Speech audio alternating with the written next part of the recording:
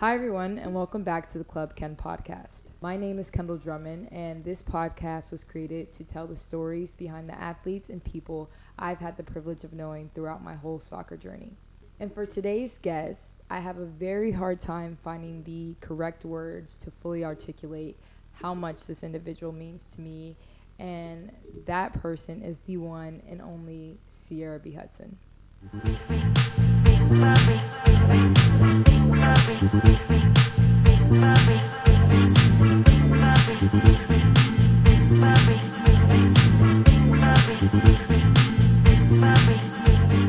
When it comes to Sierra Hudson, I've known her for quite some time now. The first time I met her was in a Hollister dressing room, and our moms were talking about soccer because I was wearing my uniform, and Sierra and I kind of just side-eyed each other. A year after I met her in that dressing room, I ended up playing on the same club team as her for a year. And then our high schools ended up playing against each other for all 4 years of high school. And that was always fun to play against her and to see her. But we never were close in those times. And it wasn't until we got to college, and that's when we really started to know each other. And soon enough, she became my best friend and someone who truly is so important to me. Anybody who knows Sierra, I feel like, can all say the same thing about her. She is someone who is very supportive. She is someone who is very loving, caring, genuine. She works hard. She does a really good job at making people feel seen, and making them feel like they matter. And she's done that for me more times than I can count. I don't know, I've had a lot of friends before in the past, but I think when I met Sierra Hudson, she really taught me what a friendship is, and she taught me how beautiful a friendship can be. A huge reason why I enjoyed college soccer as much as I did was because I had Sierra on the team with me. I had her off the field with me. She is a great athlete. She's a great teammate. And I just really couldn't have asked for a better 4 years than I did playing alongside her. Though Sierra and I are basically twins, there are some things that I don't really know because I kind of got the privilege of really getting to know her and playing with her toward the end of our soccer career. But I really wanted to have her on the podcast to kind of explore a little bit about her earlier stages of playing soccer, kind of getting into her recruitment story, how she ended up at Eckerd with me, and also kind of her challenges throughout her time as a soccer player and also her time within college, and kind of now exploring her life outside of soccer and what her life now looks like for her. And I am just so proud of Sierra, and I really just want to give her this platform so that she can recognize the adversity that she has had to go through to get to where she is now. So without further ado, Sierra B. Hudson. Hi guys, I'm here with Sierra B. Hudson. C, how are you doing? Good. Okay,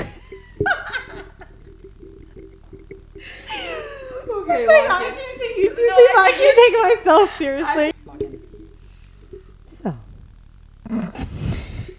Well, obviously, guys, this is Sierra B. Hudson, and I'm so happy to have her on the podcast today. And I thought we'd kind of just start off with some questions about your soccer journey and, I guess, the beginning stages. So when or how did you first fall in love with soccer? I was, I think, 6 at the time, maybe 7 that I fell in love with it. I know I started playing soccer at 7, but when I fell in love with it, I was at my neighbor's soccer game, and I was watching him play soccer. And I just remember going home, and I was like, I want to play soccer. Yeah. Because I watched him play, and I really liked it. Yeah. And so then my parents signed me up for Fish Hawk Rec Soccer, and that's what started it. What would you say a few of your favorite moments are when you were younger when it came to soccer? I just loved being around a group of girls because growing up an only child, I never had the sister or brother, but when I was around the group of girls, I felt like my sisters and my best friends. Yeah. And I loved going to the Disney tournaments and being Mhm. in the hotel rooms with all of the girls. Yeah. And then we would go to the pool and hang out. But yeah, and I would hang out with them all the time outside of soccer as well. But my next question is, how did soccer shape your confidence growing up? I feel like I struggled with confidence here and there. It would fluctuate. Is that the Yeah. right word? Yeah, fluctuate. Yeah. Yeah, it would fluctuate here and there. Like when I was at Fish Hawk, my confidence was like super good. Yeah. Um, Wait, how long were you at Fishhawk for? From what ages? until you 10, Okay. maybe you 11. And then the start of West Florida Flames, it was really good. But then we got a new coach for a new year, Mhm. and my confidence level like really wasn't that good. Yeah. And with Yo-Yo, Oh, I remember him. it yeah. wasn't good either. Yeah. So I struggled with that, my confidence levels then, and then going to TBU and having George, my confidence levels went like way back up. Yeah. Because I remember him telling my dad that I wasn't consistent enough. Mhm. And that was why, one of the reasons I was on his team. But he was also scared to put me on his team because I wasn't consistent enough. Mhm. And so I remember my parents telling me that. And so I was like, well, I want to prove him wrong. Right. So then my confidence levels were like really good. And then, Wait, that's good. See. yeah, and then working my way up to like ECNL. I didn't have the best confidence, but because I had like Jim Cody, Yeah. so he was a little harder. Yeah. But I just like did the best that I could. Mm. And then college, it was like the same thing. Yeah. Just. So I feel like I never had consistent confidence. Mhm. It was always like a roller coaster. Would you say Mhm. like because you felt like your confidence fluctuated, it like would show in how you played? Yeah, for sure. Because so? like when I didn't feel as confident, I wouldn't go into like tackles as Mhm. strong Yeah. as I could have, or I was like all in my head, and you Mhm. could probably tell when I was on the field. So I just think I'm not having a lot of confidence did not help me perform in the best ways that I could have because I was in my head, Yeah. overthinking things. I remember feeling like I was like sometimes always overlooked Mhm. as well, and like 100%, yeah. I would like feel like that. So I think obviously like then that makes me feel like I'm not good enough. Mhm. So then I would get into my head about that. But Yeah. yeah.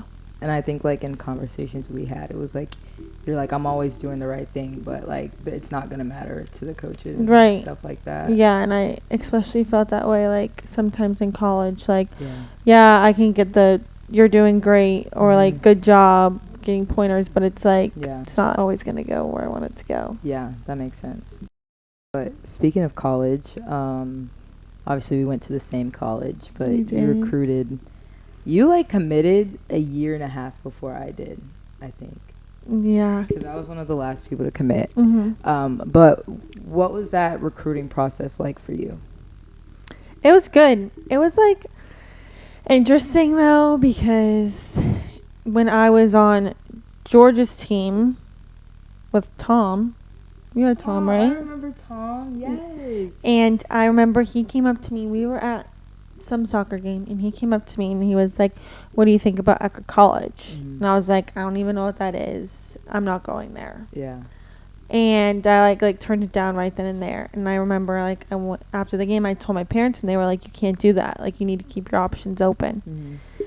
So I was like going on visits and To other schools in Florida, or yeah, like they like they would send the emails, invite Yeah. you out Mhm. to their ID camp. You would go. And then I was doing somewhere I wasn't invited. I was just signing up. Mhm. So I went to like FAU a couple of times for them. They were like kept emailing me. And I went to like University of Georgia because like for some reason at the start I really wanted to go to a school in Georgia. Yeah. I don't know why, but I did. I could see you going to that school. Yeah. And so I was like just trying to like go out. I went to like North Carolina. I went to Mhm. University of Vermont for You one. went to Vermont? Yeah, the University of Vermont. Oh wow. Yeah. It was like 9 degrees when I went on my visit. What? Yeah. Was it outside? No, the camp? indoor. Okay, good. Yeah. But then I was invited to come. Quinn and I were invited to come watch a game. Mm-hmm. So we went and watched a game. I can't remember. It was one of after the ECNL games, and Danielle came up to Quinn and I, and she was like, "I want you guys to come watch a game." Mm-hmm. And we were like, "Okay." And I think I was like kind of going back and forth with them a little bit, and Yeah. then we went and watched the game. It was like cool and fun. And I remember I was like, I don't know, like if I want to do this. And then I went on a visit around, it was like my birthday weekend. Yeah. And I went, Halloween, yes, right? for Halloween. Yeah. And I went on my visit, and I liked it, but then I was like, it kind of feels like really like kind of run down in a way. Like I Yeah. want something like more, Mm-hmm. like a little nicer, but like I like loved the water. Yeah. I was like, this is so nice. And so then I kind of like ghosted them after, because like she like gave me an offer, and my mom and I were like, well, we kind of just like want to wait just in case. So then I like didn't speak to her for like a year. Wait, when did you commit? Junior year, right? I think it was my senior year. Just like in the beginning. Just in the beginning. Okay. I think. Yeah. And so then like, because then like COVID was happening, and I was like, well, I don't know like what's gonna go from here. So I was like, let me reach out to Danielle, and I was like, does the offer still stand? And she was like, well, I haven't heard from you in a year. And I was like, oh, okay. Gagged. She got me good. So then I went out. I didn't go on another visit. I just like I went on another tour. Mm-hmm. And then I went and watched practice. No, I like went for the day because I watched some practice, but I didn't have to practice because she was like, I already know like what you can do. Period. Yeah. And so, no, I went to an ID camp Mm-hmm. because on my visit I didn't have to play. She was like, I already know what you can do. This is the ID camp that Cadence was also at. Yes, I went to an ID camp, and I like played like really good at the ID camp. And afterwards, I just went up to her and I was like, I want to come. Yeah. Like, this is where I want to be. Mm-hmm. And she was like, oh my gosh, okay. And she was like, I'll call you in a couple of hours. Yeah. And then she called me, and like that's how I committed. Period. But you were a couple of months after me, not that long. I feel like it was a while because I remember seeing your post, and it felt like a year after. Because I committed December of 2020. Yeah. And I remember you like reposted me, and I was so happy. I was like, oh my god.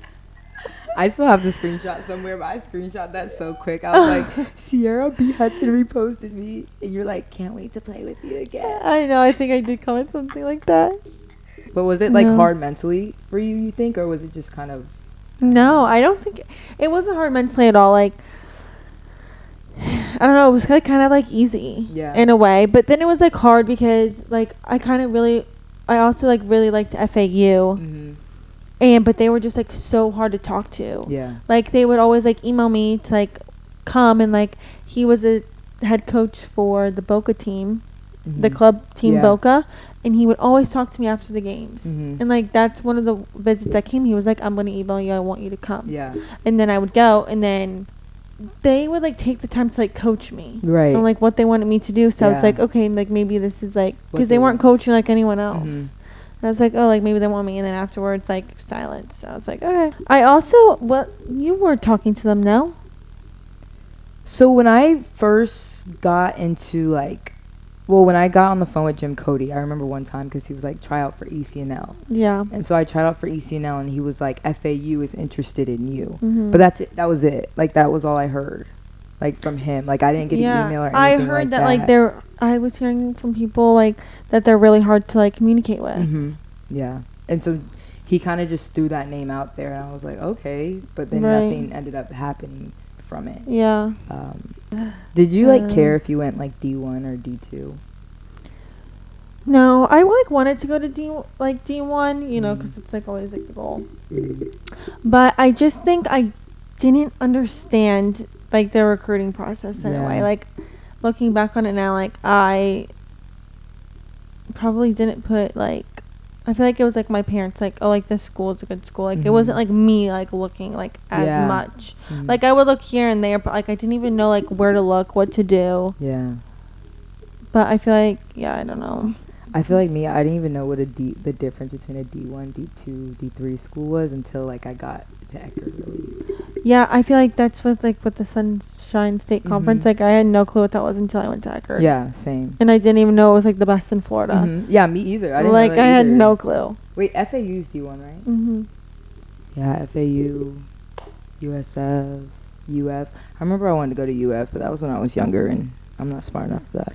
Yeah, I just knew I didn't want to go to UF because I was like, we always would come here when we were younger, and I was like, for camps and stuff. Yeah, and I was like, this isn't like. Ooh, I wanted to go to UCF for a hot second. Really? Yes, because I went to their ID camp. Okay. America. I heard they're like hard to get. That's like challenging to get into. That team. Yeah. I don't really know, but I did the camp, and then they kind of had like an all-star game, like the best people. In the camp, yes. So I played on that, and I was like, okay, like this is probably a possibility, but nothing really came out of it. Yeah. What would you say when you got to Eckerd was like the biggest adjustment you had to make? I think at first it was just like leaving home because like growing up I hated being away from my parents and everything like that. So I think even though I was an hour away, it felt like the end of the world. And like having to like move in with like 2 random roommates. Yeah. Like that was like stressful to me, and like obviously like I wanted to be like friends with them. And so I think that was just a big adjustment, like just like being by myself in a way. Yeah. But like also living with like 2 other girls in like this small little room. Yeah. Little shoebox. No, literally a shoebox. Yeah, and I feel like Eckerd is just kind of its own little bubble and its own little world. Right. And slowly you kind of have to just like accept the weirdness and like the oddness of people who are there. But did you like it? Yeah, overall? I did. At first I was like, this school is so weird. Like my high school is bigger than this school. Like I've never seen so many like different types of people. Yeah. There were some characters. There was. It's truly there was some characters. But then I ended up loving it. Yeah. Oh, what was one of the biggest highs you experienced during your college career? One of the biggest highs, like playing soccer or just like college? Do you want to do both? You can do both. We'll start with playing soccer. Playing soccer, my biggest high. I think like my biggest high playing was probably like whenever we would like I would pass you like I would assist you and you would score. Yeah. Like that just made me feel like so good, like or like vice versa. Like that like we had this like connection on the field that like we always knew where each other were. Yes. And like the success we had together on the field I think is like one of my biggest highs. But then like off the field on the team it was just like being around like all those group of girls, like pre-gaming in the locker room, like dancing together. The music is like loud. We're having like so much fun getting each other pumped up. And like freshman year, like we would like do our makeup before our soccer games. Yes, we would. And put have our hair cute, have the mascara on. Yeah, I'd say like that. Like truly, I think that's one of my biggest highs as well. Like I loved playing with you. Like I loved playing. What were you? You like left? You were left, right? Yeah. No, you were left. Brooke was in the middle, and then I was on the right. Yeah. Yeah. No, but I agree. I think I love scoring, but like scoring when it was like me and you, or like just playing off of each other, like that was just such a great feeling. Yeah. And I also think that was like one of my biggest highs and biggest takeaway from playing soccer. Yes, and us like tag teaming whenever we would like end fights with these girls on the field, we would like have each other's back. Yes. No matter what. It didn't matter like who was in the wrong. Oh yeah. But we were always right. We were always right. Swirl, which is us. We were always right. Everybody else was wrong. Yep. Yeah, I think that was I miss doing that with you. I know. Trolling people. You have to go to Cinco Soccer and do it. No, actually. Or something. No, we're too big for it now. Cinco Soccer? No, trolling people. Oh, yeah. We've matured. Did your college soccer career look the way you imagined it when you were younger? No. Why? No. When I was younger, I like, obviously knew it would be challenging, but I feel like I had like an all-time like low with my confidence in college. Like, I've never felt like so like unseen at one point. You know, when you're like younger, you think like college, like you're gonna be around like all these girls. It's like gonna be rainbows and butterflies. Like, yeah, you're gonna have your challenges, but like you're gonna be fine. Yeah. Like, it's not that bad. But like when you're like in it and like living that life as a college athlete, like, yeah, your lows are really low, but like the highs are really high. Yeah, that's really true. And Yeah. I feel like each year for us was just something completely different. New team, Yeah. new type of conflict, new team hurdle that we had to go Right. through. And like nothing was like ever the same. Like, No. one year this would be set, but then the next year like those rules went out the window, and Yeah. it was like, oh, like that's fine if like you do that. And I'm like, oh, okay. Yeah, it was just, in a way, it was almost like a little inconsistent. Right. And I think that was like really hard to navigate as well. Yeah. But also, we had good examples. I think both of us coming in to Eckerd our freshman years had really good examples of leaders like Hajar, Matt, Yes. Lashanti. And if it would have stayed like that for the next 3 years, it would be perfectly fine. But it was never the same after that. It really wasn't. I felt like there was a shift of like culture, a big shift of culture where it was like our freshman year, everybody was just grinding. Everybody was lifting each other up. And then I kind of felt like it turned into every man for himself. Right. And I agree 100%. And I didn't like that. And then it was like that from there on out. Yeah. But like Yeah. it's a team. Like, you hold each Yeah. other accountable, and you don't take it to heart. Like, the person cares about you. They love you. Like, this Yeah. is a team. Like, they want to do good, not just for themselves, but for everyone. 100%. And like, I'm thinking now about how when our freshman year we had to make, if you didn't pass that fitness test on that Monday, you had to keep taking it all the way up till Friday. Yeah. And if you didn't make it Friday, you had to like run the whole practice or something. Yeah. And I remember that Friday. Wait, did you make it? It was the spark test. The spark test, when Serena was like pushing Yeah, she you was or me. pushing And one of us. India was pushing you. Serena was pushing me. Yeah. Yes. But I'm like, that's a team. Yes. And we made it That's the a last team. day. Yes, we made it the last day, but And it's I went like and threw up. Yeah, I was like, but that's a team. Right. But then senior year, nobody's on the line.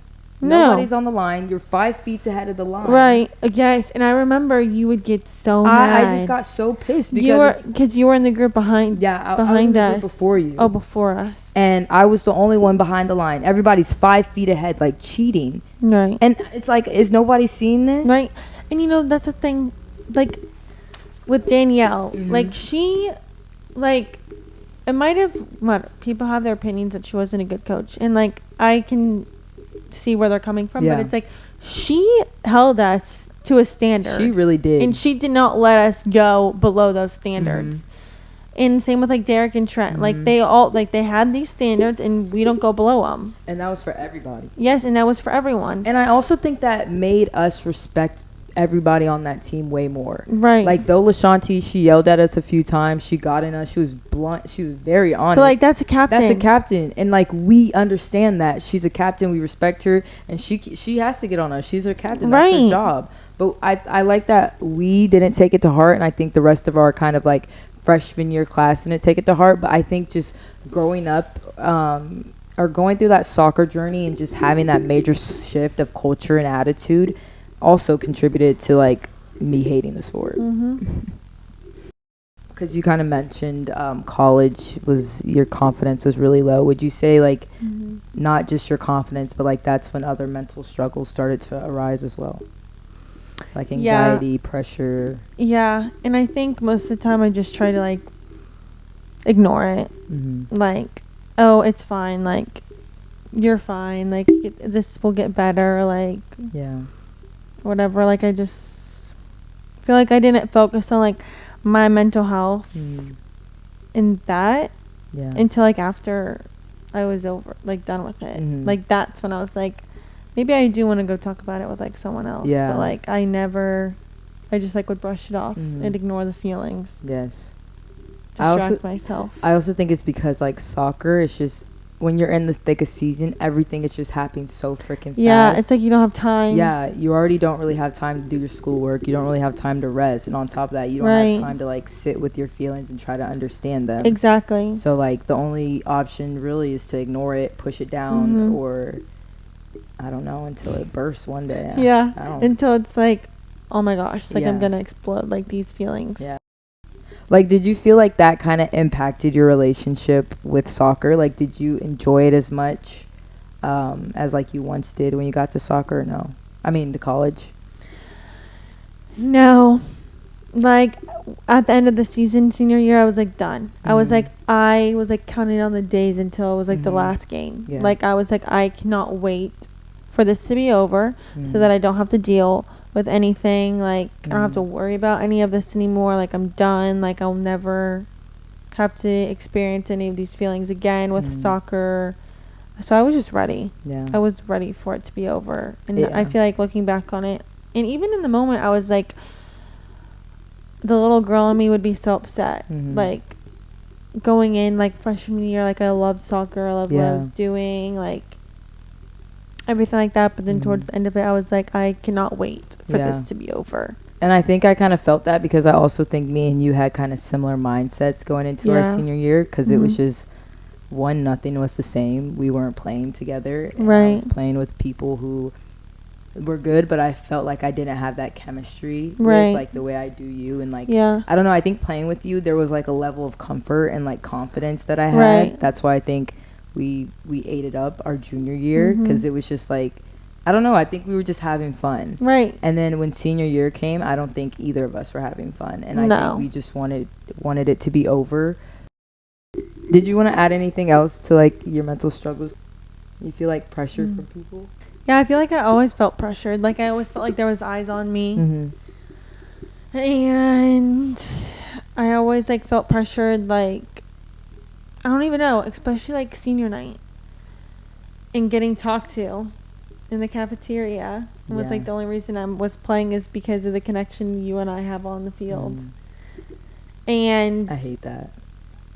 Then I'm going to go out and play, and you're going to act like you're, like, so proud of me, but the conversation you just had with me, you're not proud of me. So, like, I don't even know. I just struggled with that because I was just like, I just don't understand how I do something and it's, like, the worst thing in the world and, like, such a big problem, but then the person who goes in right after me is doing the same exact thing, but it's fine if they do it, but, like, if I do it, it's not okay. That's just, like, what I struggled with, and I didn't understand. But it's like, you know, you go and have conversations and they go nowhere. Yeah. How did you, like, deal with all that, though? Because I know we didn't talk about stuff like that. No, I just think I would just, like, distract myself. That's the only thing that I would do. Just not think about it. And then I would just think, like, it's almost over. And then I don't have to deal with it. And, like, anymore. I'm just going to deal with it now. Just, like, sit back. Just let it happen. You know, I'm still going to put my 100% into it and do it I can do. But it's, like, right now that's not going to fix anything. It's just going to stay the same. So it's, like, that's all I can do. It's all I can handle. So that's, like, what I have to focus on. All you can control at that point. Yeah, that's all I can control. So that's what I was just doing. My other question was, who has been your biggest supporter or supporters during your college career, and how has their support impacted you? I feel like I've had a lot of support. My parents obviously, like, have supported me through everything. And I've, like, talked to them about everything. Like, I always could turn to them, talk to them. They would just always push me to be the best. They were always, like, so proud of me. Go CC, baby. Yes. They were always proud of me no matter what. There's Ethan. That's a big supporter. He would, like, come to any game that he could. He would watch it if he couldn't come. Like, he was always there for me to, like, talk about everything. All my friends. And I feel like I had a lot of supporters. 100%. And, like, I'm so thankful for that. Like, you, obviously, like, you and, like, Emma and Gabby and, like, Cadence, like, you guys were all, like, going through, like, obviously personal things and, like, your life and, like, with soccer too. But, like, you guys, like, still made an effort to, like, support me no matter what. And I feel like we always supported each other. We always had each other's back. Always had it. Definitely having you guys made college and all this stuff like easier. Yeah, for easier sure. for sure. Like I don't think I could do it if like I didn't have you guys. Yeah, and then like my uncle, my cousins, my grandpa, my grandma. My grandma that lives with me too. You too. We always had like our family there. Yeah. Our families became one. Yeah. Yeah, your parents were always supportive and they were always at the games. Just like they were, and they like were just always present. Like, I just knew no matter what, like no matter like where I turned, I always had like someone there to support me, like no matter what. Now that it's been almost 2 years since we both stopped playing soccer. I know, it's just crazy. I know. I can't even remember no, I do kick a ball. Well, we both have kicked balls, but like with kids and coaching kind of. What has the transition been like post soccer? I feel like it's been hard in a way. Like at first it was easy. I was like, I'm like so done. I don't want to touch a soccer ball. But then like graduating, I like got a part-time job teaching little kids how to play soccer, which I like have loved, like seeing them so happy with it. And like I'm the one that's teaching them, and like they were so happy like to see me all the time. And like we would just like have fun and like just to see them smile when like I would play with them. So I feel like I was like living through like them in a way with soccer, which is like I liked that point of view, like to like do that something different as well. But I feel like something I guess I've like struggled with is like having like the motivation to work out, because in college it's like, you know, you had practice, you had lift, like that's not an option. Like you gotta go to you gotta go no matter what. Like you're tired, okay, cool, don't care, you gotta go. Don't care. But it's like now it's like, oh, I'm tired, like I'll just do it tomorrow. And I know I'm not gonna do it tomorrow. Me and Sierra will be like, okay, we're gonna go walk. All right, let's go to the mall. Right. Or let's go get dinner. Like, well, we can go back. Well, we can like walk as we shop. Yeah. Like, and so I think that's like something I've just struggled with, and like having like that routine, having that new routine of like, okay, like this is what I gotta do. Yeah. So was there anything that like surprised you, good or bad, about life post soccer? Like, I guess I thought I would just like miss it more. Like I do miss it. Yeah. But I'm never like here and there I'm like, oh my god, like I just wish I could go, but like I'm rarely I'm like, oh, I would just wish I could go play one more game. Yeah. Like, and I don't know if it's because my last year just didn't go how I wanted it to be, and I was like so over it that it's like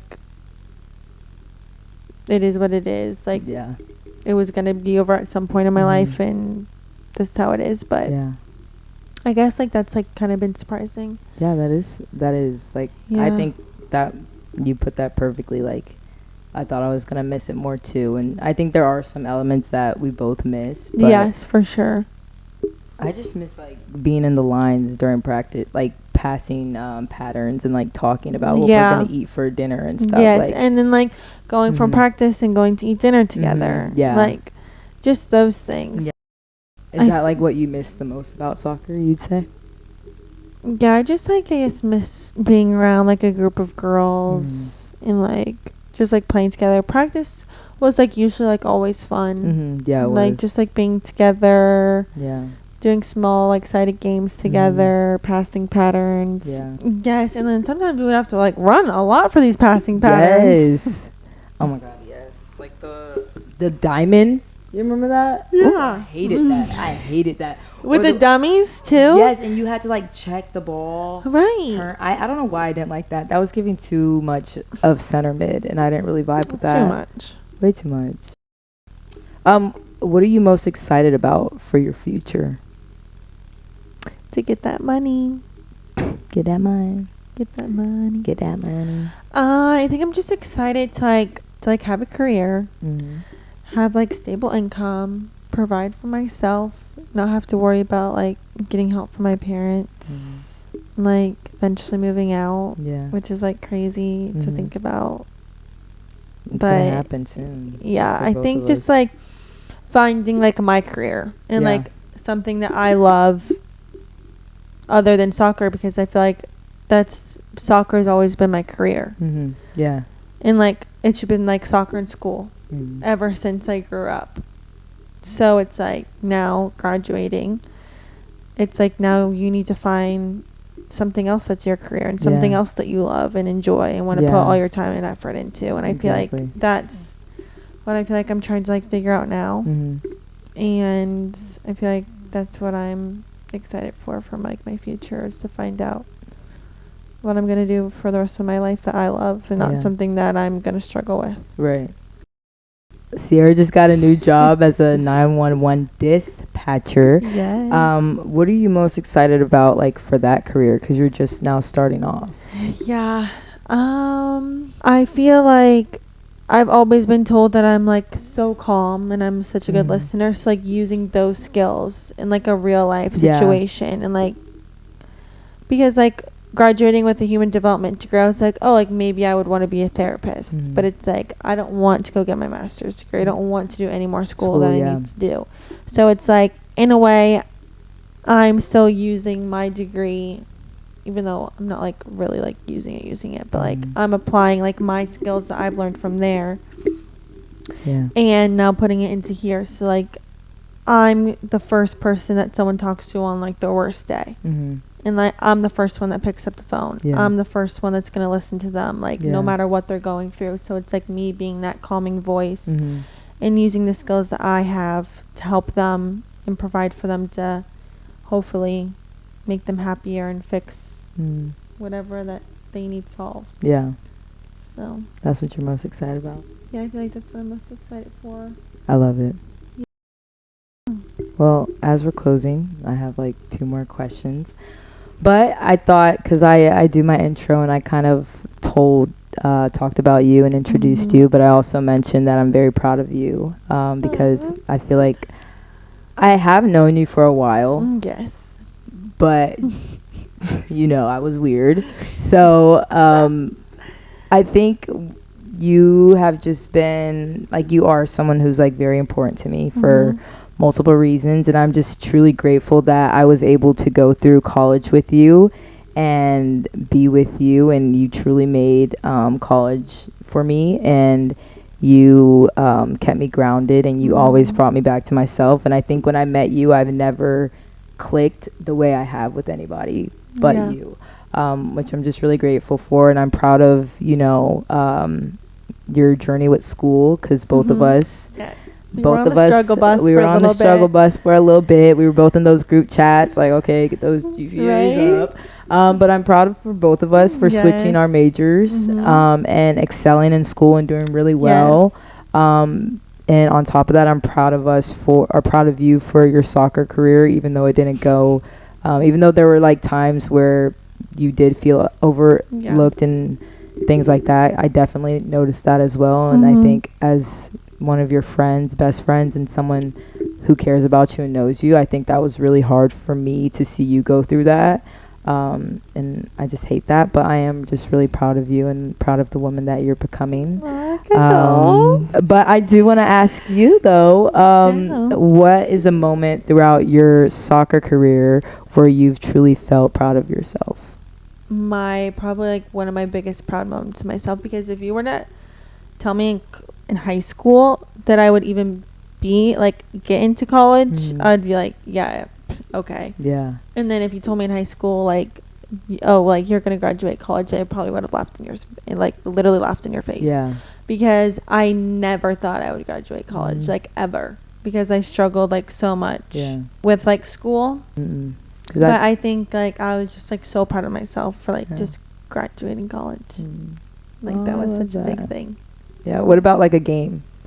Or like a game? Yeah, a game. Well, I know one which was like the first college goal I ever scored in the game. Was it against Lynn? Yeah, it was against Lynn. Yeah. It was like right above the goalie's fingers. And like I just had gotten into the game. Yeah, I remember that. 3 consecutive passes connected on for the Tritons. Before the challenge now by Hudson. Loads up, right-footed shot, into the top right corner! Sierra Hudson! And I guess I have like a couple, like USF. Yeah, that was mine. Yeah, that was USF, mine. And this is when I played left back. And period. We lost that game, but We Sierra lost it, ate. but I did like so good. I played the whole Yes. entire game, and then I just remember Derek was like, "Yeah, you're never going forward again." Yeah. because you did so good tonight. So good. But yeah, I was like really proud of myself Mm. for that. That was like a good one. And then whenever that was like the game you scored 4 goals, Mhm. Yeah. and I assisted like 3 three. of them. Yeah, 3 of them. Yeah, just like the energy, Yes. like the excitement, like Yeah. just like you and I like Mhm. doing it together. Yeah. Like it was just awesome. No, it like, really I was on was. cloud 9 after that. Like Yeah. I was like, I could not stop smiling. I know, for both of us. I remember we were like, okay, we're going to party. Like we did that. Yeah. If you could go to any point of your career, like beginning from end, Mhm. with all the knowledge that you know now, Mhm. what would you tell like your younger self? Like not even in college, like before, or like college, like knowing what Or I any know. stage of any stage. I'll do college. Yeah, do college. What would you tell yourself? I don't know. I guess like one thing I would say, like when I was like so upset, like at points it's like I don't even know. It's something like crazy. Just like, why are you crying? Like stop crying. Like It's okay to cry. no, I know it's okay to cry. I don't even know what I would tell myself. Like suck it up. You're fine. Sierra, no, you can't. This is supposed to be like, I would tell her, you're awesome. You're amazing. You're like, suck it up. Suck it up. One thing I would tell myself is like, you might feel like your world's crumbling right now and like Talk to you're him. never going to make it out and this is the end of the world and you don't feel like you're good enough. But it's like this person's perception of you Yeah. does not define what the future has for you. And I know it's that's like, right. yeah, they can think, they can have their thoughts, they can have their opinions. Like, this is probably who they think you are, but it's like they only know you to like a surface level. Like, you're a soccer player, you're their player, you're their teammate, but it's like you can't let one person's opinion like affect you and like Yeah. how you feel. It's Yeah. like, yeah, like you have like the 4 years with them, but it's like after that Yeah. you are gonna like grow, you're gonna succeed. And it's like, here I am now, like people would have never thought that I would be where I am right now, and I would never think I would be where I am right now in my career. But it's like I'm gonna be successful no Yeah. matter what. And yeah, like, And I think soccer is just one part of your life. And I think for Right. so long it's felt like our entire life. mhm. But now I think maybe because we don't play anymore, it's just one chapter, one part of our life. And all those negative experiences and all Right. those negative sayings and stuff, that doesn't define who you are now. And like Mhm. who you were back then. Because you were just a soccer player, but like you were Right. so much more. Yeah. But yeah. How did that feel to talk about that stuff? Good. I guess I've never like really like I've like talked to you Mm-hmm. like and like other people about it, but like I've never like gone like super deep into it. Yeah. But Did it feel uncomfortable?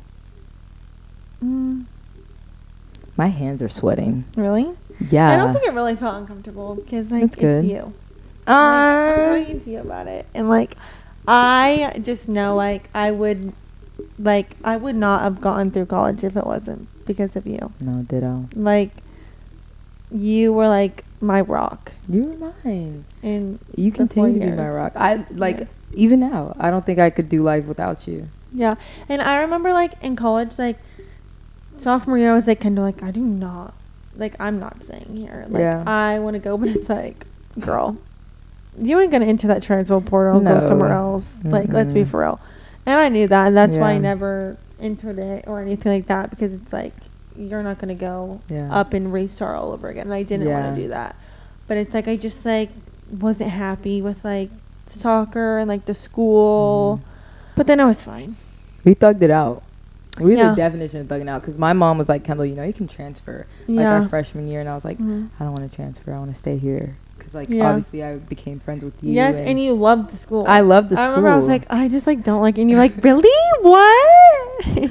I love the school because I could like finally like that's the thing I like, and I tell you this like all the time, like I've never met anybody like you in the sense of like making me feel comfortable like with my own self. Stop. I do tell you this, you know do. that. Like I don't know, like with you I just don't feel judged, and I think And vice versa. Yeah, I never feel judged by Right. you. You and a few other people always reminded me, like, I'm enough. Right. And you are. Yeah. And never think that you're not, because you're perfect. You're perfect. And like you went from Durant Yeah. to like this. Yeah. And I feel like Eckerd was like so you. Mm-hmm. And like Durant is like so not The you. opposite of me, yeah. Right. Yeah. I met great people at Durant, but I think Eckerd is where I really became myself. Right. And you could be yourself. Mhm. And I Like, had people and you like yeah. found out like who you are, Yeah. like as a person and who Yeah. you wanted to be like. Yeah. Yeah, and I felt like, well, even with like me too. Mm-hmm. Like from like high school to like high school was like so cliquey and like Yeah. and then just like going to college and like just being around like genuine like Yeah. people. Eckerd really makes you like not judge a book by its cover. Right. Because we met some people. Okay. Right. And at first I was so judgmental. But Yes. it's like I like grew out of that. I was like, like don't be judgmental. Yeah. Like this is just who a person is. People are, and- yeah, but that doesn't mean like. I mean, some of them are weird. Like I'm not gonna say Right. like keep Eckerd weird. Like it's in the title. But then like once you get to know somebody who may not like look like somebody who you surround yourself, it was like damn, they're a really cool person. Right. Yeah. And like you're judging for no reason, and Yeah. then when you actually talk to them, have a Mhm. conversation with them, you're like, why am I doing that? Yeah. So it like I'm glad Eckerd made taught me us so that. much more mindful. That's been episode 2. Thank you, Sierra B, for being on the podcast with me today. Yes, I had so much fun. And I think that's it. I don't know how I close it off with Mom, but thank you guys for watching. I appreciate you guys, and I will see you next week. Bye. Bye.